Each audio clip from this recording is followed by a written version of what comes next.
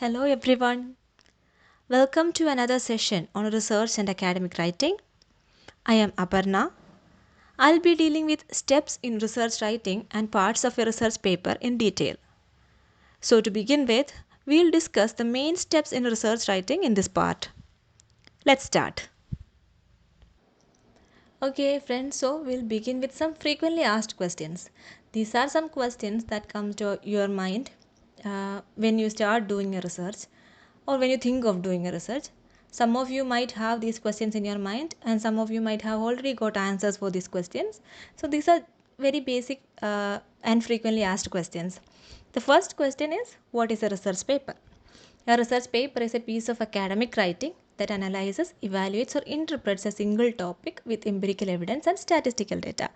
For the time being, we'll just leave the empirical evidence and statistical data part because that is purely for scientific research. For literary research, we might not need that. But what is to be highlighted here is the single topic. So, an academic writing, a piece of writing which analyzes, evaluates, and interprets a single topic which you are working on. That is basically what a research paper is. The second question, how long should a research paper be? Now, the length of the research paper depends on the topic or assignment and also the purpose of for what we are writing the research paper. Typically, research papers are around 4,000 to 6,000 words, but there can be longer and shorter papers. Say for example, if you are writing a research paper for publishing in a journal, the word limit for from journal to journal varies. Some journals may ask you to write it in 2500 words, some may ask you to write in 7000 words. So it depends, the length is totally dependable. Then the third question is, when will one need to write a research paper? Now, most of you are undergraduate or postgraduate students. So, before graduation, before completing your undergraduation, you will have to write one paper at least. That is as a part of your academics, as a part of your syllabus or modules, you will have to write at least one research paper. The fourth question is, how do I determine a topic for my research paper? We'll be doing on detail about this topic. So, how to find a topic for research? The easiest way is to find your interest. Understand what you are personally interested in and find out a topic from that area, and or you may ask to your guide, to your mentors, ask for suggestions to your friends, and find a topic like that. We'll be doing on detail about this. Then the next question is, where can I conduct a research for my paper? Again, it depends on what topic you are working on. Most of the research is conducted either online or in libraries these days. So for literary research, we will be definitely working more in libraries, or we may use online sources, and we can also collect information from old periodicals, from newspapers, magazines, visual documentaries, films, books, everything. And also, if you are working on some historical topics, you may use museums, historical monuments, etc. So, research. Where can I conduct a research? Is not a question that you have a specific answer for. You can conduct your research anywhere, in the society, in the public, or yourself, everywhere, anywhere and everywhere you can conduct a research. And the last question is, how do I cite sources for a research paper? I think you have already had a detailed section on this, citations. So basically the correct formatting, it depends on what style you are using, whether you are using the MLA, Chicago, or APA styles. And all of these have different rules for citation. So based on what style you are using, use the citations. You have a guide to these citation methods. So basically, as literature students, we all use MLA styles generally. But if you are writing for an international journal, if you are writing a research paper for international journal, you may be asked to write or use APA or Chicago styles. So depending on what style you are using, you may cite sources. Okay, now we'll move on to the major topic. The first topic is steps in research paper writing. I have listed the major steps here. We'll deal with each step in detail in the upcoming slides. The first step I have written here is choose a topic, but let me tell you that the very first step is not choosing a topic. The very first step is understanding the assignment, understanding what you are going to do, what is the purpose of your research, and what is the expectations, like basically for your projects. You'll have to do it as a part of your syllabus and all. So understanding the assignment is the very first step. Choosing a topic comes only after that. So choose a topic, read and keep records, that is preliminary research. Now create a mind map or an outline for the research. Then form a thesis, form a thesis statement. Then determine the supporting evidence or collect data. Then read again. Rethink your thesis statement. Then prepare an outline and then draft the body. Cite sources systematically and correctly as you move forward. Revise. After that, you add an introduction and a conclusion, a beginning and the end, and read, proofread, and edit. So these are the basic steps in a research paper writing. We'll go on and see in detail each of these steps. So, as I have already mentioned, the very first step is understanding the assignment. So, after you understand an assignment properly, choose a topic. Now, choosing a topic is the most important step that determines everything that follows. Therefore, you should be doing it wisely. So, while coming to choosing a topic, it is not that you run right away into the topic that you want to work on. Instead, you may have an area of interest. So find out your area of interest first, the area which you are going to work on, and then pick a few topics. Choose a couple of topics that seem interesting from that particular area, and after that, do some superficial research on all these topics. It's not like proper research, but read on every topic that you have in mind. You may have 3 topics or 4 topics in your mind, so read on every topic and make sure that there is enough information to do a paper on. Whether this topic that or these topics that you have in your mind will provide enough content and substance for the entire research paper. If you don't do this, the problem is that after wasting considerable amount of time and mental energy on a topic, you will have to change the topic, understanding that it does not provide enough content. So choose it wisely, and from this list of topics that you have in mind, choose the best topic with enough data, enough complexity, and which can enable a rich discussion. So choose the perfect topic from the list of topics that you have. Another important thing is to avoid general topics. Say for example, you cannot say that your topic is child labor or gender discrimination. As such, general topics are to be avoided. You need to be more specific. For example, you may say gender discrimination in a particular novel. You cannot even representation of genders in novel. You cannot do that. Is also a general topic. Instead, you may use representation of gender in the works of a particular author. Like that, you can do. So I have listed some topic hints for you. These are some topics that you can use in your literary research, like gender roles, comparison between genres, historical background, politics, religion, comparison between 2 characters, comparison between 2 literary works, allusions within the work, criticism, symbolism. These are the general topics. Like when you take the topic symbolism, you may say what are the important symbols in a literary work, in a particular literary work, and how are they significant.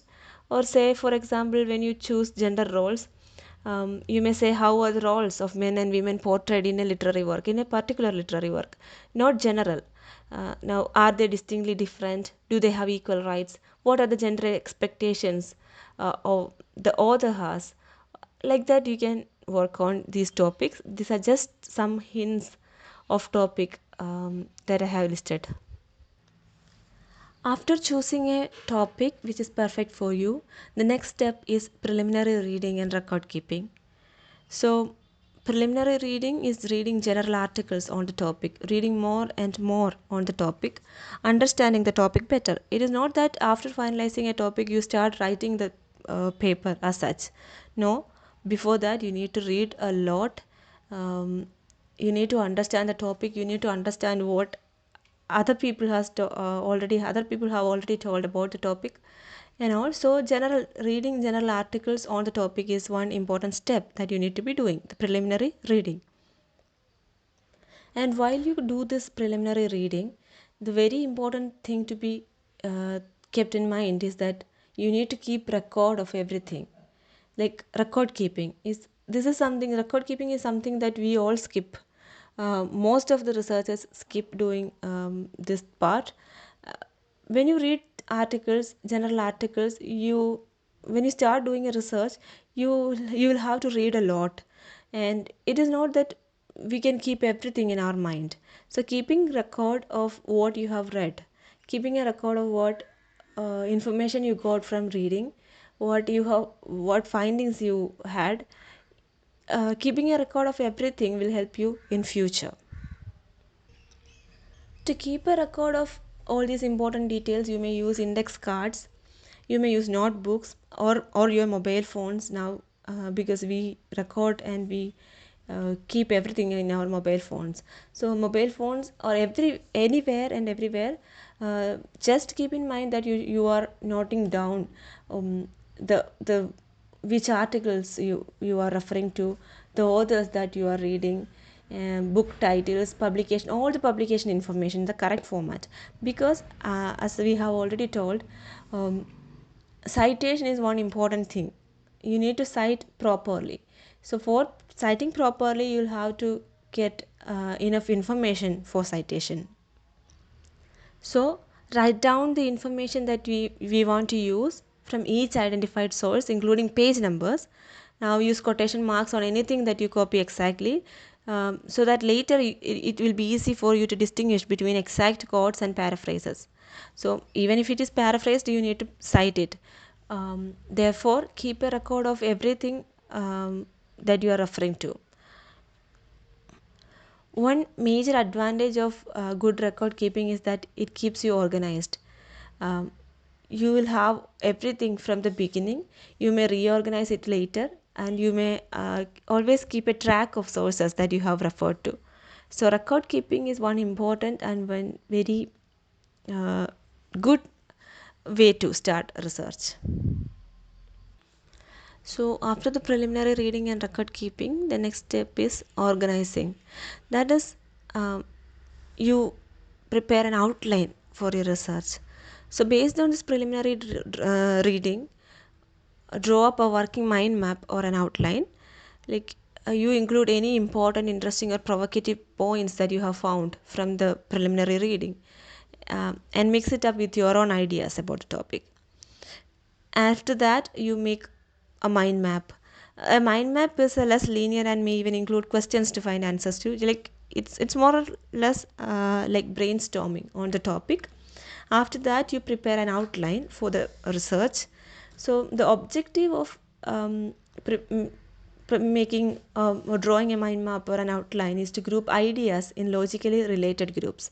Like there will be things which are connected with each other, which you will find from your preliminary reading. So group these things, group the similar things, and do all kinds of mind working, brainstorming, and prepare an outline. This outline is not it is not necessarily to be the final one, because this as the research goes on, research process proceeds, these mind maps or outlines could be revised anytime. So outline is just an outline which could be changed later. The next step is formulating a thesis statement. This is one most important step in research, that is formulating a thesis statement. This is something which you need a lot of focus and craftsmanship. Um, Writing a well defined, focused thesis statement is not that very easy, but after you understand your topic very well, after you have all done all your preliminary reading and preparing and organizing, like keeping record of everything that you have and organizing everything in your mind, brainstorming enough, then you will be able to write a 3 to 5 point thesis statement on what you are going to do in your research paper. These thesis statement should contain the limited subject, the precise opinion, and blueprint of reasons. Like it should represent the subject that you are going to work on, the opinion that you have on the topic, and all the kind of reasons. This all should be consolidated in 3 to 5 points. And you can revise the thesis statement later, because as I have already mentioned, when you start doing a research, you will have some stuffs in your mind, but it necessarily need not be true. Like all the things that you have in mind need not be true. And as you proceed, you will understand more about the topic, you will understand more about what you are working on, and then these outlines and these thesis statements can all be changed. So but to begin with, you will have to have a thesis statement. So you can take enough time crafting the statement. Like when you have all these points, when you have the subject, the opinion, and all the reasons, what you need to do is to craft these um, things into 1 or 2 sentences. And this thesis statement is that is going to control the direction and development of the entire paper. Now here you have an example for how a thesis statement should be. See the statement 1 and statement 2. The statement 1 says the government should act now on climate change. Now that is a statement, but that is not a good thesis statement, because the topic is too large to say something new and meaningful. Because the government should act on now on climate change, it is not specific, and you don't have any opinion out there, all that. In, but at the same time, statement 2, the second statement says local governments can combat climate change by providing citizens with larger recycling bins and offering local classes about composting and conservation. So the things get specific there. It is solid and precise. So comparing these two statements, you can understand that the second statement is a good thesis statement, while the first one is not. Okay, so after formulating the thesis statement, we move on to the main process of researching. So the idea of data collection, or the process of data collection, uh, and analysis, interpretation, all comes in this process. It's all a part of this step of researching.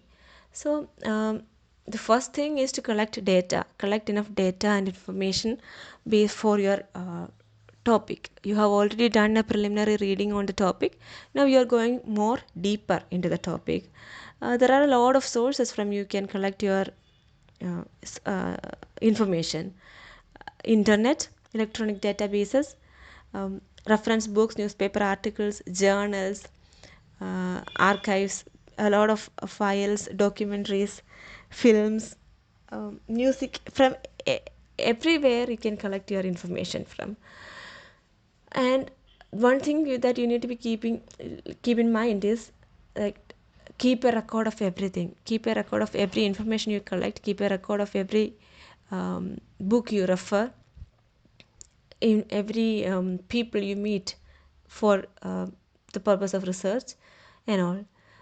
And also keep in mind that an expert opinion is always more valid than a general opinion. That is, when you refer to books, different books or internet sources, there will be general opinions. And when you meet people also, when you survey people, there will be general opinions, but always go for an expert opinion.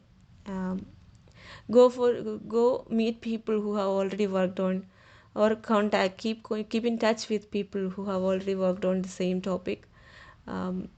Find authors who are more authentic and all. Avoid relying too heavily on internet sources, because we know internet can do anything and everything. So don't believe everything that is given on internet sources unless it is an expert opinion.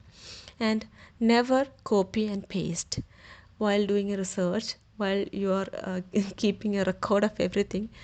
Keep in mind that never copy and paste whatever you find in internet. Analyze it, interpret it, understand it, and then take what you need and leave away what you don't need. After doing enough research and after collecting enough information, the next step is to rethink.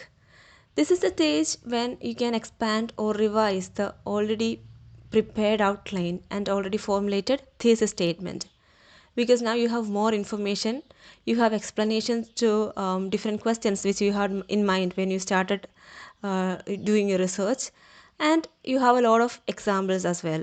So you may add these information, explanations and examples and revise and expand the outline. Also, this is a stage when you can find a balance in developing each of the main points, because we have already jotted down the points that we have in mind. Now that we have a lot of information available, you can give it in detail, and that is when you understand, okay, if whether the thesis statement matches with the findings that we have had. For this purpose, you may return to the resources. We already have a lot of resources with us. There might be things that we have skipped for future, so you may return to the resources and find additional informations if needed and develop these points then. Also, after that, you can revise the thesis statement to better reflect what was learned and what direction the paper has taken now. That might be the direction of the paper might be different from where it began. So you may change the thesis statement accordingly in this stage. It is then that we move on to the drafting part or the writing part of the research paper. Now, when you think of writing or drafting the research paper, don't think that we need to follow a particular order. You can begin in the middle. That is, you already have a thesis statement and you have your findings with you. And you have all the data collected with you. So begin with the thesis statement and go on and explain your findings and all. So before drafting the body of the paper, one thing you need to do is to make a list of all the important categories and subtopics. Divide, as we have already done, make an outline of the body of the paper as well. So understand which are the categories that we can include, what are the subtopics you are going to deal with. So make an outline like that and explain it.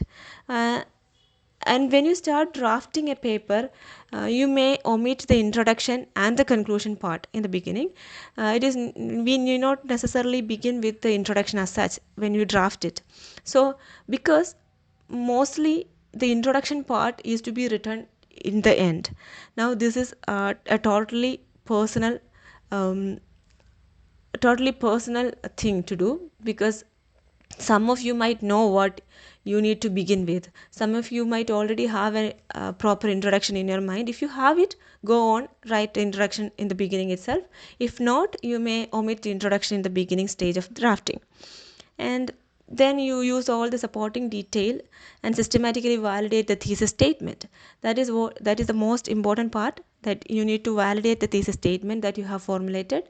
Write, write and explain what it is all about, and you may omit the conclusion also. So the body is important. Draft the body first, and then in the final stage you may add a conclusion and an introduction. After drafting the body, next stage is to revise. Understand that research is a lot of revising. When you prepare a research paper, you will need a lot of revision, more than that you can imagine. So after the draft is prepared, you have the body of the major body or major part of your research paper ready with you. Some of you might have the introduction and conclusion also, or whether or not introduction and conclusion is there, there will be the major part or the body of the main body of the paper ready with you. So next stage is to read and revise this part. Now you should make sure that the ideas are clearly organized and that the ideas that are expressed in the body of the research support the thesis statement. If there are any arguments that you have written down which does not support the thesis statement or which is not relevant, take it out. So every single paragraph should have a single topic that is derived from the thesis statement. We have already mentioned in the thesis statement, we have already revised the formulated thesis statement. So the final thesis statement is ready with us. So every single paragraph in the body of the draft should be dealing with a topic that is derived from the thesis statement. If there is any paragraph which does not has a relevant point which is important to the thesis statement, don't think twice, take it out. Or another option is you can revise your thesis if you think that that paragraph is important. If you think that paragraph need to be included in the body, then revise your thesis statement accordingly. Also check whether quoted and quotes and paraphrases are accurately represented. Even the paraphrased sources are to be acknowledged or cited properly. There will be times when you quote one particular statement as someone else has told, you need to cite it as well as you need to cite the paraphrased sources also. So after revising the first draft, we move on to write the final draft. Final draft is where we add the introduction, conclusion and citation. Every other part except the body is already there. The major part is already drafted and revised. Now you are adding the rest of the paper and making it into a final draft. You add a one paragraph introduction and a one paragraph conclusion before and after the major body. Another important thing to be noted is that where to place the thesis statement. So you need to place the thesis statement somewhere in your research paper, right? So usually this thesis statement appears as the last sentence of the introductory paragraph. So when you start writing an introduction, towards the end you include the thesis statement or what really the paper is looking forward into. That is given as the last sentence of the introductory paragraph. Another thing to be made sure is that all citations are appearing in the correct format for the style. If you are keeping a MLA style throughout the paper, you need to follow the MLA style. If you are following an APA or Chicago styles, you throughout the paper you need to follow the same style. So citations, see that the citations also appear in the same style which you are following. Also the conclusion part should restate the thesis, reiterate your main evidence and summarize your findings. So the conclusion is where you summarize all the findings and you restate the thesis statement, validate the thesis statement, and then reiterate the main points that you have found throughout the research. So adding the introduction, conclusion, and then making sure that all the citations are there, that is the final draft of the research paper. Now after completing the final draft, you need to revise it accordingly as we have done with the first draft. The final draft is also to be revised accordingly. After revising it, then you will have another version of your final draft. The next important step or the most important step is proofreading the final draft. For proofreading, you need to take some time. So allow a few days to elapse between the time one finishes writing the last draft and the time one begins to make final corrections. So give some time. After you finish the final draft, give some time, take a break, after a few days look into it again. So give a gap and then read the paper again. That is when you can actually find what is wrong and what need to be revised. So after these few days, you take your paper again and read it out. So this gap will make the reader, like we are reading our paper again. So it will make us more perceptive, more objective and more critical. We can approach it in a critical manner. And also in the final read, you should check for the grammar, punctuation, if you have used correct words, the word choice, and is there adequate and smooth transitions between the paragraphs, sentence structure, sentence variety, everything is to be taken into consideration. Now, proofreading doesn't mean that you read it once and then correct everything. It is not like that. You need to read at least twice the paper. So, when you read it for first time, you look for all the structural issues, such as if you need to add or delete some part, or if you need to rearrange the paragraph, is it all good? And then the second time when you read, you look for the word choice, you look for the grammatical and spelling mistakes. And when you do the two different things, when having two different editing sessions may help you to focus on one area at a time, and instead of doing them both at once. So when you look for the structural issues, look for the structural issues alone, and when you look for the syntactical issues, look for that alone. Like that, it will be more effective. Then, after you have done enough of the editing, enough proofreading for yourself, you ask someone else, a second reader, to read the paper and ask them to proofread it again. So then when they give you suggestions, you may make the revision accordingly. If you feel like taking their suggestions into consideration, you may revise it accordingly and um, move on to the final stage. So after that, you make all the final edits and then submit the paper. And from the second reader, if you agree with them, you may implement all the suggestions. And after that, you need to give it one last read. Before submitting it, you need to read it again and make sure that nothing is missed. Make sure the paper is perfect for submission, and then submit it. That is how the steps are implemented, and the paper is made into a final stage. I have given an edit checklist as well. When you proofread the paper yourself, you may look for these things. When you read the paper for structural edits, just see if your thesis statement is clear and concise. Is your paper well organized? Does it flow from beginning to end with logical transitions? Are the paragraphs connected? Or is it like one paragraph ends abruptly and you are moving on to the next paragraph? It shouldn't be like that. So it should be well organized and the transition should be logical. And also check whether your ideas follow a logical sequence in each paragraph. And have you used concrete details and facts and avoid generalizations? And also, do your arguments support and prove your thesis?